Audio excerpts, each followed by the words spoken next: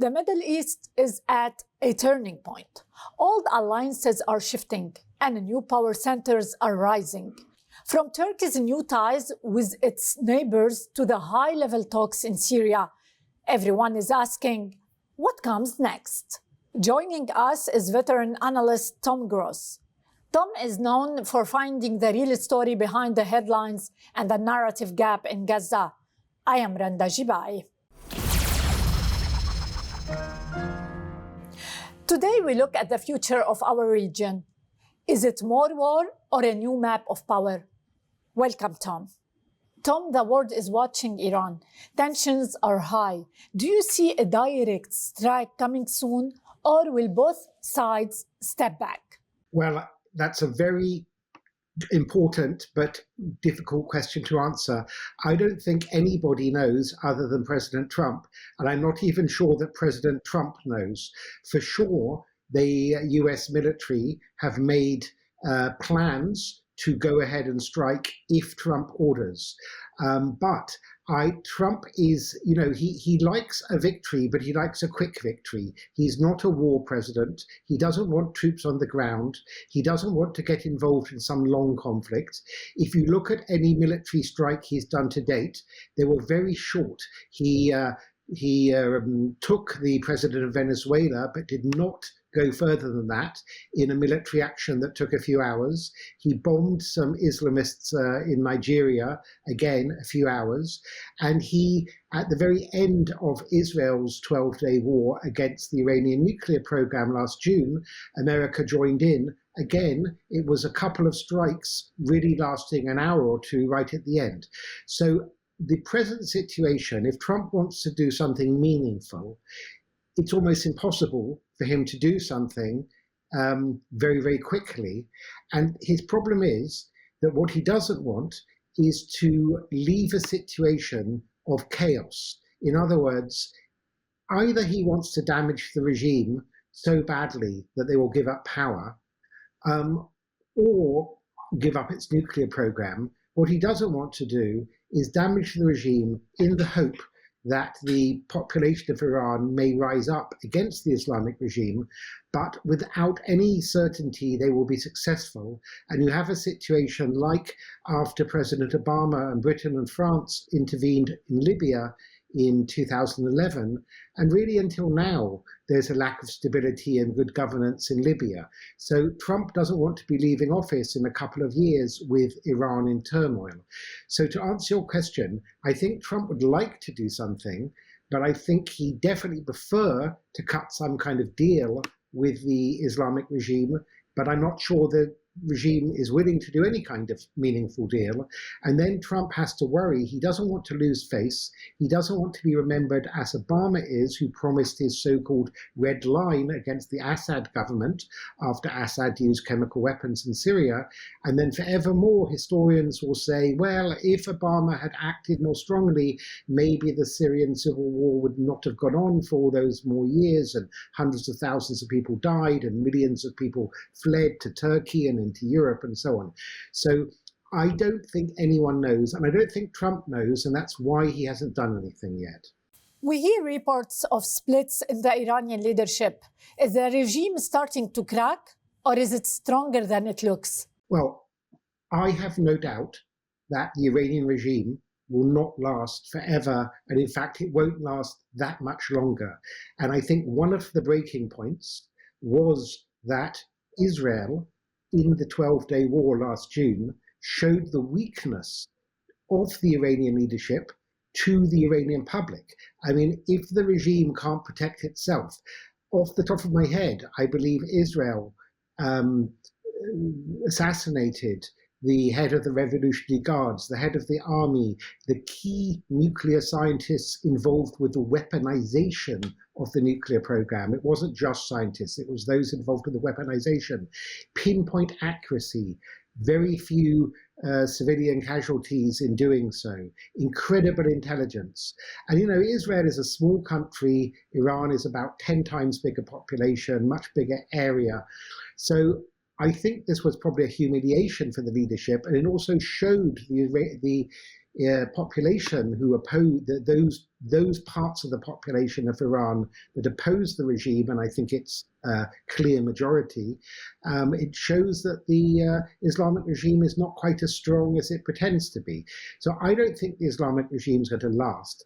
But there's a question here, because other countries that got rid of terrible political systems, there was a clear leader in waiting. For example, in South Africa, Nelson Mandela; in the Czechoslovakia, Václav Havel, and there are other cases. Now, there is the Crown Prince Pahlavi, but the Iranian opposition are very, very divided over Pahlavi, and without naming which station, an Iranian opposition station, there was a fist fight, a punch-up between journalists a few days ago, between people who support the restoration of the monarchy and people who are against the regime, but they're against the monarchy.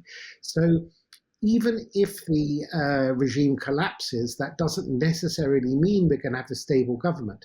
You have another situation like we have in Syria, where the Assad regime fell very quickly at the end, but Shara, the present president, he had a military force behind him, and he had a big country, Turkey, sort of aiding him from behind, and that made it much more possible for him to take over.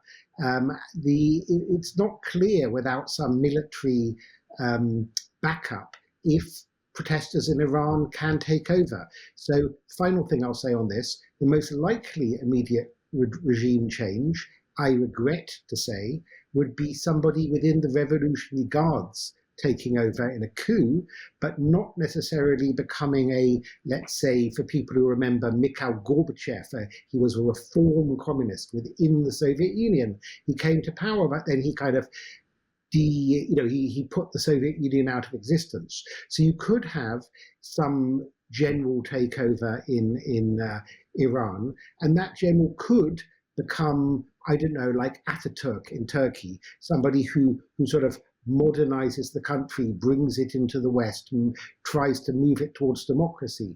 But equally, you could have some general in the Revolutionary Guards who's going to be an absolutely ruthless dictator take over. Would the Iranian people ever accept a government led by the Revolutionary Guard? Oh, absolutely. The population, the ones who have been protesting against the Islamic regime, will absolutely not accept some Revolutionary Guards regime that's hardly any different. It just has a different head. The problem is that in countries where the regime has money and weapons and is ruthless and is willing to kill, as we have seen in the last weeks in Iran, it is incredibly difficult to overthrow such a regime without some foreign intervention, and doing it from the air, is probably not enough.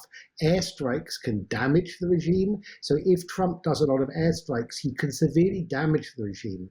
But we're talking about 200,000 or 300,000 Revolutionary Guards. So they'll be replaced. It's not enough just to use airstrikes, and there is no appetite at all. There is no chance at all that Trump wants to put any kind of troops on the ground, and nor does any other country. So, even if they dropped a few or smuggled a few light arms in to protesters, I'm not sure they can overthrow the regime. If you look like a country like North Korea, the regime is hated, and millions of people died in North Korea, but you can't overthrow a regime.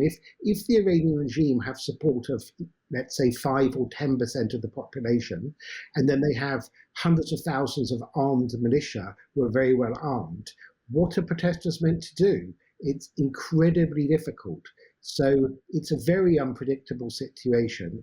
Another factor is a lot of other countries, although they want to see the regime go, I'm talking about the Gulf Arab countries, in fact, most other countries, I don't think there are many people in the world that like the regime in Iran, certainly not Iranians. Maybe Russia and China see some benefit from it, but I don't think hardly anyone in the Arab world, and Israel and Turkey, none of them want this Islamic regime to stay in place. The problem is they also don't want chaos. You don't want a sort of absolutely chaotic civil war and millions of refugees pouring out and all kinds of, enriched uranium going missing and being put in suitcase dirty bombs. And, so there are all kinds of risks involved here. So just to go back again to your very initial question, even if Trump does something, it might be what we call performative. It might be something where he can claim to his audience, well, I taught them a lesson, I smacked them good, I destroyed this and that.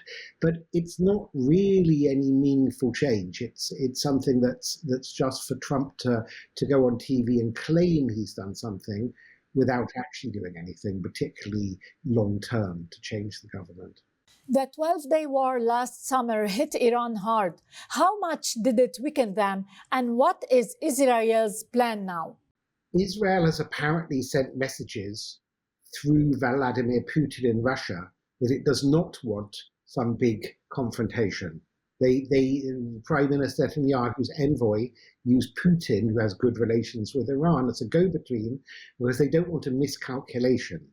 Israel's interests in the first interest of Israel is that Iran no longer has a nuclear weapons program, because nuclear weapons could really be used to wipe Israel off the map.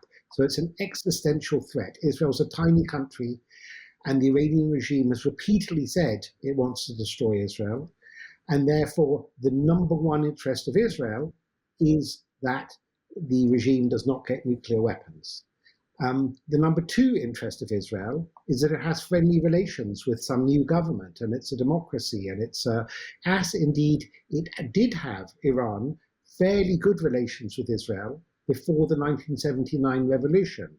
And indeed, Iranians tend to be, I'm not talking about the government, but ordinary Iranians tend to be relatively sympathetic to Jews in general and Israel and so on.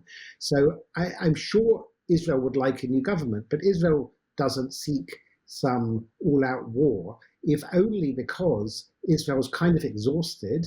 As everybody knows, there's been 2.5 years of war with Hamas in Gaza, with Hezbollah in Lebanon, with the Houthis in Yemen, and various other strikes. And the population of Israel is exhausted. And there's no real benefit for Israel to have an all-out war. Having said that, if Israel is asked by the United States to somehow assist quietly behind the scenes because they've got very good intelligence and so on, I'm sure they will assist the United States in, targeting or finding opposition members. Maybe Israel knows people within the Revolutionary Guards. It's possible that there are people inside the Revolutionary Guards working with Israel in order to overthrow their own government. So I'm sure Israel will share intelligence with the United States, but I don't believe Israel wants to take any kind of lead in a conflict at all. Israel wanted to set back the nuclear program, and it did last summer. What about the proxies? Can they still fight together to support Iran? So you're talking about military strategy or communication strategy? Military. Military. Well, Hezbollah definitely would like to hit Israel, but Hezbollah are greatly weakened, by the Beeper attacks and so on. And Nasrallah, the head of Hezbollah, was killed by Israel during the war. And Hezbollah are, a pale shadow of itself. Hezbollah lost their main sponsor, which was the Assad government in Syria. They can't so easily get new weapons from Iran because the government of Syria is stopping this. The government of Syria does not like Hezbollah because Hezbollah fought with Assad against ordinary Syrians during the civil war. So the government of Syria is does not want to help Hezbollah. And I think most of the Lebanese people and government would rather Hezbollah became a normal political party and integrated themselves into the government. No country wants a militia that's almost as powerful as its own army, which has one foot in Lebanon but one foot in Iran. No country could exist with another military as big as its army and well-funded. So I don't think Hezbollah are nearly as strong as they were before the Israel-Hezbollah war in about a year or so ago, but Hezbollah are not completely finished. They still exist. They're trying to rearm and so on. They may try to fire some rockets if Iran and Israel are fighting again, and so might the Houthis. But Israel will deal with that. I mean, Israel has very good intelligence as to where Hezbollah weapons and rockets are, and it will be easier for Israel to target missile launchers in Lebanon than it is for Israel to target them in Iran, only because they're so much closer. You don't have to fly. It's quite a long route to fly to Iran. So yes, the Houthis and Hezbollah and even Hamas are not completely finished. Hamas are rebuilding in Gaza. I'm sure all three of those proxies would like to join Iran in any war in Israel against Israel, but only the Houthis are really in a position to do something. And again, it's harder for Israel to hit the Houthis because, they don't have such good intelligence in Yemen and it's further away. President Erdogan is visiting Saudi Arabia and Egypt right now.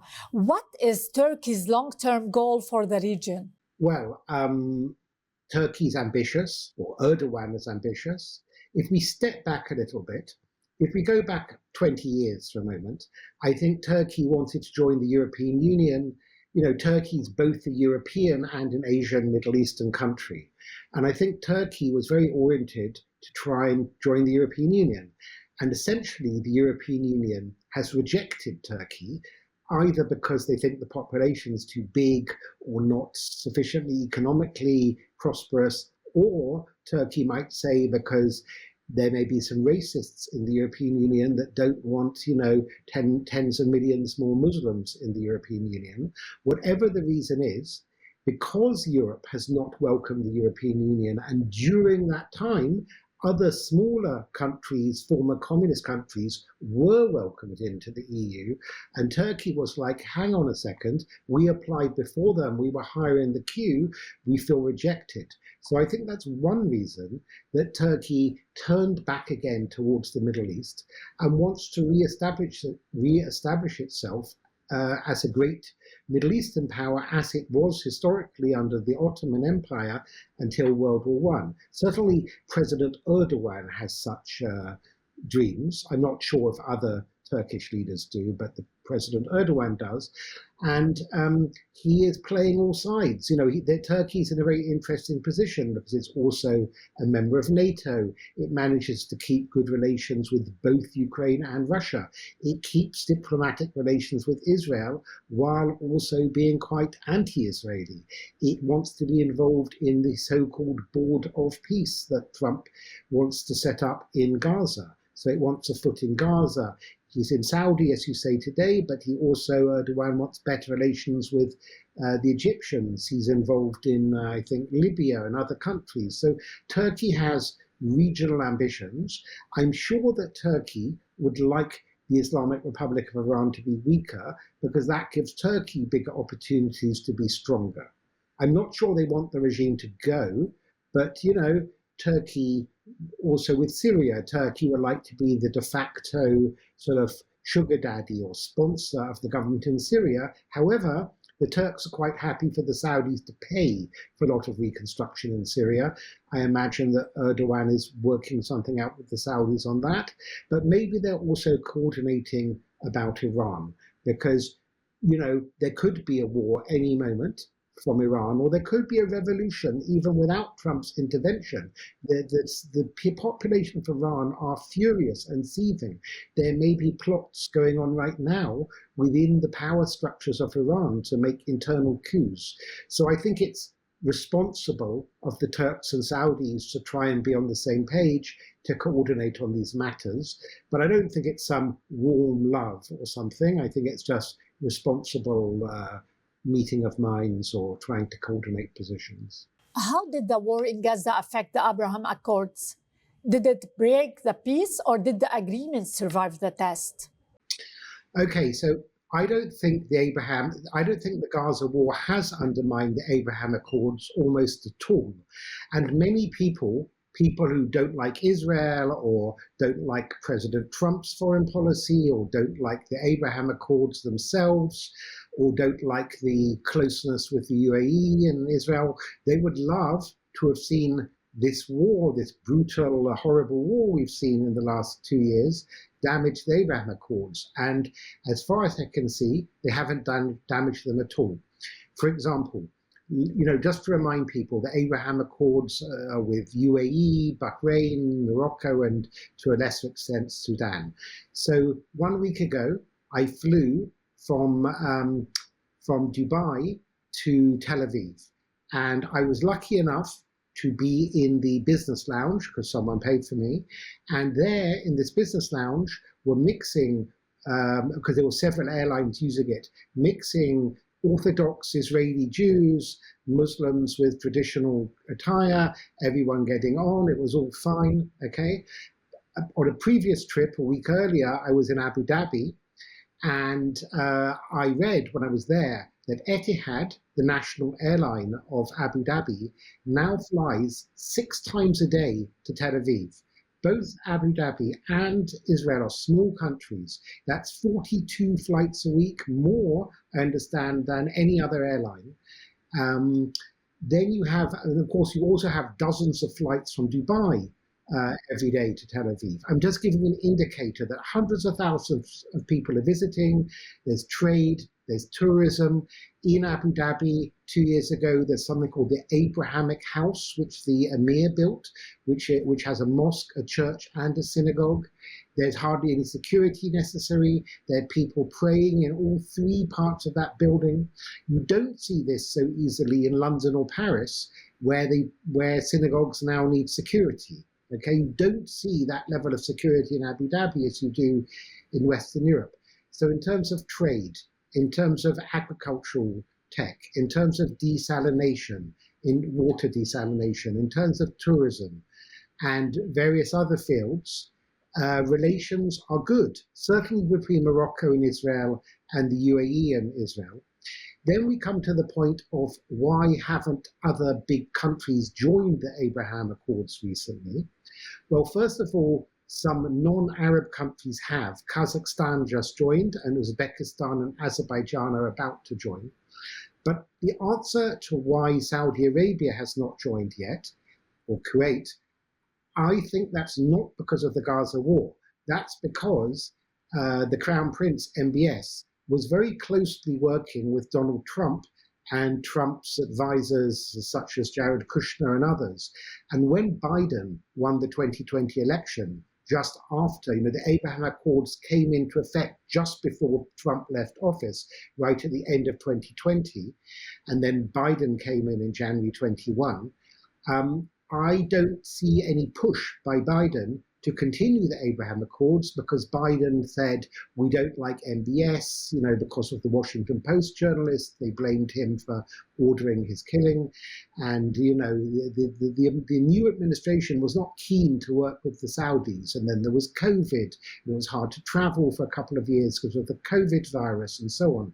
So the fact that Saudi Arabia didn't join the Abraham Accords was more to do with the fact Biden was in office. And I think Saudi Arabia will join the Abraham Accords. They're waiting for the right moment. And it's been delayed now, as I understand, because of rivalry between Saudi Arabia and the UAE about Yemen. So Saudi Arabia has slightly distanced themselves from Israel, but it's not because they suddenly decided to support the Palestinian cause in Gaza, which they have not been supporting for the last 2 years. It's more to do with power plays to do with the UAE and Yemen. And I think they will join at some point. Now, also you have Syria. It's quite possible that in some form or other, Syria will join the Abraham Accords. And that was, of course, unthinkable before the new government came into effect. I'm not saying they will, but the fact it's even being talked about is something. So in answer to your question, people who want to pressure Israel, especially in the West, would like to see Israel be isolated internationally. But I see very, very little change between relations between the Arab governments and Israel. I mean, no government has broken relations. Egypt and Jordan haven't either. And, governments like Qatar that are close to Hamas and Iran, and in fact, Israel killed a couple of Hamas people in Qatar. And even though Qatar does not have officially relations with Israel, they seem to speak to each other at a high level almost every few days, having some summit, as close as ever. So I'd say that Israel is got fairly good relations at this point with the vast majority of Arab countries, and in time they will also join the Abraham Accords, I believe. In your view, when is the right moment for Saudi Arabia to join the peace process? I think it depends on domestic issues within Saudi or on Saudi-American relations. I don't think Israel and Saudi Arabia have actually had quiet behind-the-scenes contacts, I understand, as far back as the 1950s and 60s. There've been intelligence and so on. I understand, although there's no evidence, but I understand from good sources that Prime Minister Netanyahu of Israel and the Crown Prince MBS have met directly on at least 2 occasions in 2 different venues. So it's not that Israel and Saudi Arabia don't already have a certain amount of behind-the-scenes cooperation, but it also depends on domestic Saudi. Saudi Arabia is going through a process of reform, of opening up, of maybe moving away from being so Islamic, giving somewhat more rights to women and more tourism and opening up. And I think that, having relations with Israel will fit into that pattern when they're ready. But I don't think there's any particular rush. They don't need to rush, and nor does Israel. And indeed, one of the reasons that Saudi Arabia wanted to be closer to Israel is they wanted Israel to kind of protect them against any threat from the Islamic regime in Iran. And in a way, they don't need Israel to do that anymore because Israel has all now damaged the regime. And I'm pretty sure that even though Saudi Arabia claims they won't let Israeli jets, fighter jets go through their airspace and so on and so on, I imagine there is quite a lot of coordination behind the scenes, actually. We have seen Syria and Israel negotiating for months. Where are those talks now? No, there are quiet talks. Look, it's very different. Syria and Israel share a border. They share all kinds of vital issues. And it makes sense for the 2 countries. I mean, it would be better if they actually had a proper peace agreement, but even if they don't have a peace agreement, it's important they talk to reach understandings on all kinds of issues. And I believe that on and off such talks have happened in Paris. They've happened in, I think, Baku and Azerbaijan. Sometimes they're indirect through the Trump administration and so on. No, I believe there are talks going on, but, they'll want to keep them quiet, and it's good that they keep them quiet. They're more likely to, one of the reasons the Abraham Accords worked in 2020 is because they kept the media away. They kept people like you and myself away. And I'm not sure, if there's too much heat, it becomes politically hard, not only for Shara in Syria, but in Israel. People don't quite understand there is a Druze population in Israel and a Druze population in Syria, also in Lebanon. And the Druze population in Israel actually are quite an important political lobby inside the Israeli Knesset. And they are very anti-Shara because they say he's an Islamist and he won't protect the Druze, and he's allowed some of his troops to attack and murder Druze and other minorities, Christians and Kurds and elsewhere. So there's a kind of pressure, and a lot of the Druze in Israel support the Likud party, the party of Netanyahu. There's internal pressures within Israel also not to be too close to Shara, but I suspect both Shara and Netanyahu, they've got policy advisors coordinating with each other, I'm sure. UAE and Morocco have built strong ties with Israel. But what about Bahrain? Where do they stand now? It always was less, but that's because they're worried about the Iranian regime. The majority population of Bahrain is Shia, and Iran, rather the Iranian regime has its fingerprints all over the place, and the Bahraini government has to be cautious. But it's not as warm as the UAE, but nor is it cold. I mean, again, I travel a lot around the Middle East. I've also flown from Bahrain to Tel Aviv a little while ago. And, things are normal. There's nothing weird or special about it. So Bahrain does not have as close relations. It's not as important as, Dubai and Abu Dhabi are very important. They're very important generally now for world economics and international forum. So Bahrain is not as warm, but there's less to cooperate between Bahrain and Israel. There's less reason for them to be close. But again, there's a synagogue functioning in Bahrain now.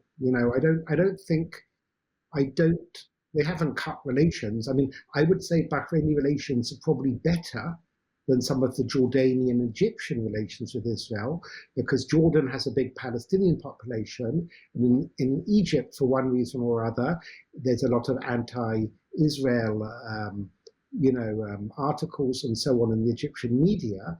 And I would have thought that Egypt and Jordan, the two countries Israel's had relations with for much longer, although there's good security cooperation between Israel and Egypt and Israel and Jordan, it's not exactly warm feeling in tourism or in other fields. So not like there is with UAE and Morocco, where there was really a good feeling between Israelis and people in Dubai and Abu Dhabi. And in Bahrain, I think it's probably better feeling than it might be in Egypt, for example. Is there a real gap between what Arab governments want and what their people feel about peace with Israel? Well, people say that about Saudi Arabia. I don't believe that's the case with the people in Morocco or in the Gulf. I mean, there's no, without putting it bluntly, there's no particular love for the Muslim Brotherhood among many people in Morocco and Abu Dhabi and Dubai. Hamas are the Palestinian branch of the Muslim Brotherhood. I don't get the impression there is particular sympathy for the Palestinian cause among the public of Morocco, not like there might be in Egypt or Jordan. So it's a factor. I don't think any of these governments can move ahead without taking into account public opinion. And it may be a factor in Saudi Arabia, but, it's a cynical regime in Saudi Arabia, and they can manipulate their own public opinion. And I don't think public opinion is the reason one way or the other whether they do a deal with Israel. I think they'll do a deal with Israel when they think they can extract concessions from the United States and from Israel. I don't think the government in Saudi Arabia is so careful about public opinion that it will dress it up how it likes. And of course, if Saudi Arabia joins the Abraham Accords, a whole lot of other countries may join at the same time. They're waiting for Saudi Arabia. It's also a bit more complicated in Saudi Arabia because Saudi Arabia has custodianship of Mecca and Medina, and then you have the Al-Aqsa compound in Jerusalem. And I believe Saudi Arabia asked Israel if Saudi Arabia could also have control over that instead of Jordan, which Jordan doesn't like. So it's all a bit more complicated. They may be trying to extract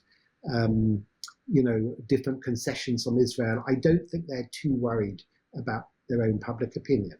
You often talk about the narrative gap in the media. Where is the Western press getting the Gaza story wrong? Well, okay, let's look at the role of the media. So militarily, Hamas are, of course, much weaker than Israel and always have been. The Israeli army is much, much stronger than Hamas. So Hamas had to use whatever weapons it could. And one weapon is public opinion and the media. In other words, Hamas maybe can't beat Israel militarily. They can damage Israel, they can fire rockets, they can kill people in Israel, and they do, and they've done suicide bombings, but they can't, they're not in a position to actually destroy Israel or something. So what Hamas has done is utilize media and other public opinion to try and pressure Israel that way. And during this war, they were constantly trying to pressure Israel into ceasefires. before Israel was ready, either by releasing cynical hostage videos or videos that looked like people on the verge of death when they weren't necessarily, the hostages were not necessarily, they deliberately made them look worse to try and manipulate Israeli opinion. Also, I'm not for one moment suggesting that thousands of civilians have died in this war. Palestinian civilians, also some Israeli ones, and of course that's been horrendous. However, Hamas have had a de facto interest to try to exaggerate the number of civilian deaths because it plays into their hands. If they can say Israel's hit a hospital, 500 dead, they can then put pressure as they did, and I'm talking about a particular occasion when Israel had not hit a hospital. In fact, Islamic Jihad, another Palestinian group, had tried to fire a rocket at Israel and by mistake hit the hospital car park, and Hamas immediately, and maybe a few people were killed, Hamas immediately put out a statement saying exactly 487 people or whatever had died, as if anyone could possibly count within 20 minutes in the middle of the night how many people had died. And it puts it out to friendly news agencies, not just in Iran or Qatar or Al Jazeera, but also in the West. And those friendly journalists in the West who are eager to say Israel's terrible and Israel's committing genocide and Israel's a terrible country that we in the West shouldn't be, supporting, immediately put it out. And Hamas knows this because if Israel will be under pressure to stop a military action in the middle, if that action is being seen to being much more violent or vicious than it in fact is. So there is a gap between the number of civilians dying and the numbers not. There's also been a gap between, there's been starvation or famine declared at various points in the last year. What Hamas have done is they've invited friendly photographers from international agencies, and they've done photo shoots with poor little children who suffer from things like cerebral palsy and other genetic disorders. And then they have cropped the photos to remove the brothers and sisters of the child who are not starving.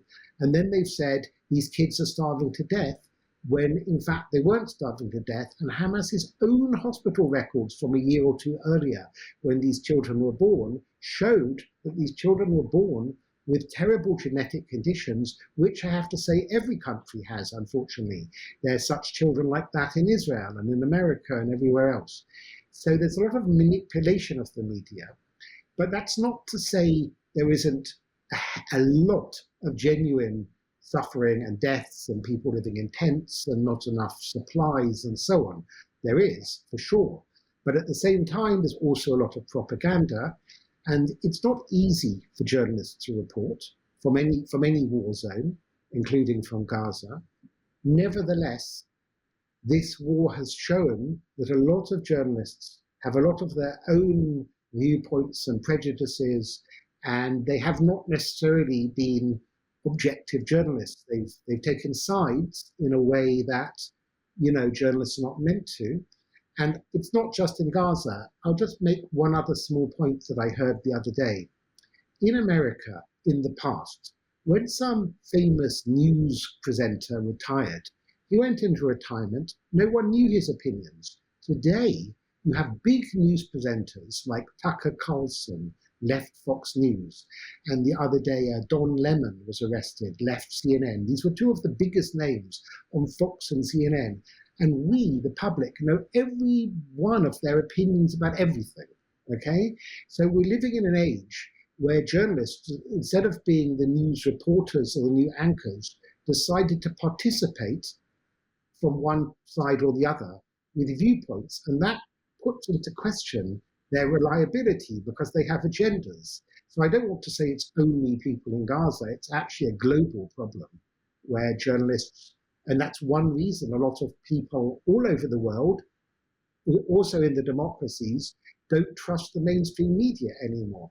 And, I have to commend at this point your station as being one of the few that tries to have fair, objective, balanced, all-round coverage. But too many media do not. And I commend your station and Jeff Gedmin and so on for doing their best to be objective, which is not easy. Critics say Israel does not have a day after plan for Gaza. Is that a fair point? Well, that's certainly what, let's say, in Israel, there are many, many different political parties. The Israeli Knesset, the parliament, has 120 seats, and it has about 13 or 14 different parties. So I can say that other than Netanyahu's Likud parties in a coalition, pretty much every other party is saying what you just said. What is the day after strategy? What is your vision? Should you bring in the Palestinian Authority to run Gaza? Should you, try and work with some reformed former Hamas people? Should you try to see if Gaza would become once again part of Egypt, which it was before 1967? So I think that Netanyahu is keeping his cards close to his chest. From what I know, a lot of people say Netanyahu's lost it, he's been in power too long, he doesn't have a proper strategy, he's going day to day, he really doesn't have this vision for anything anymore, he should retire, blah, blah, blah. That is the view of many Israelis and many other people. And personally, I think he probably should retire because I don't think it's good for any leader to be in power for too long. But as long as he's the prime minister, I can confidently say that he's no fool, he's a very strategic leader, and I'm sure he has some ideas of what he'd like. I personally think, and it was floated the other day, that what he'd most like to do is have an arrangement with the United Arab Emirates and for Gaza to, in effect, become an outpost, another emirate of the UAE, and to be a prosperous place that looks a little bit like Jared Kushner's AI-generated model of Gaza looking like it's Abu Dhabi or whatever, which, if it really worked and the people of Gaza could really live in such nice places, I'd say go for it. I mean, who doesn't want to live in nice new blocks and so on? But I'm not suggesting it can come about, but I think Netanyahu would probably like Gaza to have a government, maybe run by a Gazan like Mohammed Dahlan, who is in exile in Abu Dhabi. What Israel would like is a government in Gaza that doesn't want to fire rockets at Israel.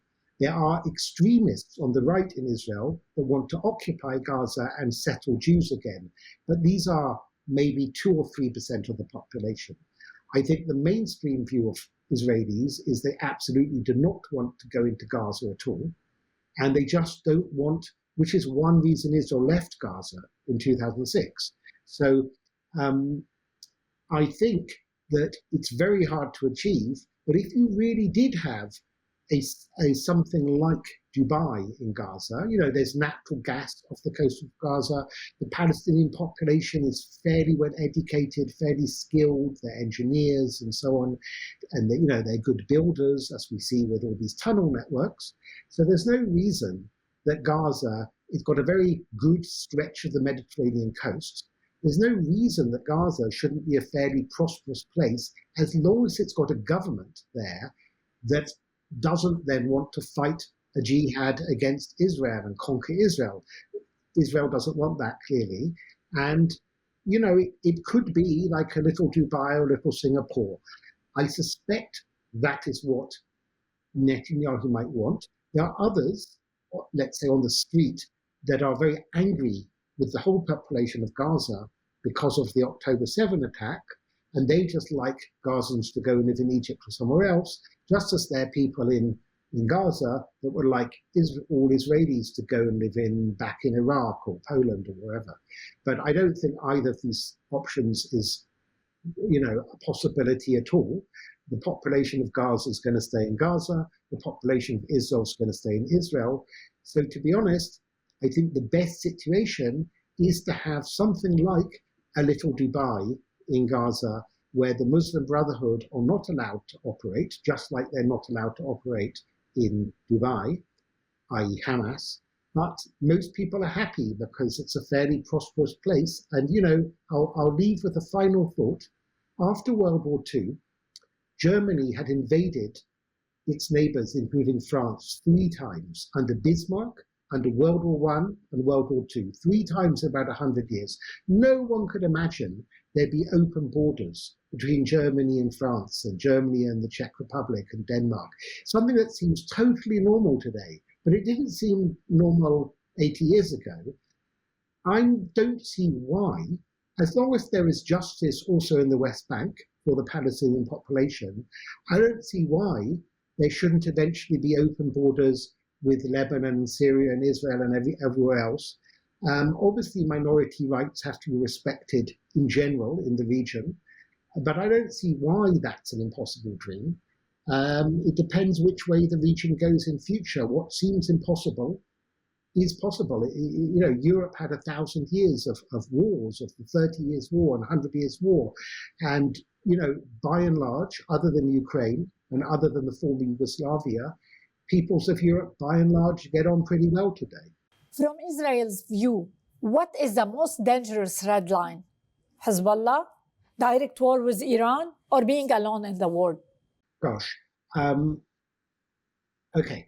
I think the number one thing that Israel doesn't want, it's very basic, is they don't want rockets just being fired at random on its population, okay? Whether from the Lebanese border or from the Yemen or from Gaza or from Egypt or Iraq or whatever. That is the number one strategic aim of Israel is security, not to be attacked in general by rockets, and especially potentially by ballistic missiles, again from Iran or the Houthis. The Houthis also fired ballistic missiles. That is the number one aim. About its reputation, or about Israel's reputation or Israel's diplomatic relations, like most countries, I'm sure Israel wants a good reputation, wants good diplomatic relations, but it's more important to stay alive. So Israel's more interested in the Hezbollah or the Houthi or Hamas not rearming with rockets. That's more important than, you know, somebody not wanting to participate against Israel in a soccer match, or not wanting to go to some Israeli-owned restaurant in New York. These things are unpleasant, but they cannot compare. As far as diplomatic isolation, actually, I don't think Israel is diplomatically isolated as people think. We spoke already about the Arab world and the Abraham Accords, but if you look at countries like India, you know, it's going to be the biggest population in the world. Israel and India have very close relations. In fact, I just read about an hour before this interview that India has deported 2 British tourists for writing Free Palestine in graffiti in India. So, you know, I don't think India wants to get involved against Israel. And Israel has fairly good behind-the-scenes relations growing with other countries. The Japanese foreign minister was just in Israel. Indonesia, behind the scenes, the biggest Muslim population in the world. Argentina, a lot of sub-Saharan African countries. So I'm not sure that Israel is more diplomatically isolated than it has been before. And I think those people who are in the public, who are very anti-Israel in the West, make a lot of noise. They make a lot of noise at Columbia University in New York. They make a lot of noise outside the Eurovision Song Contest in Europe.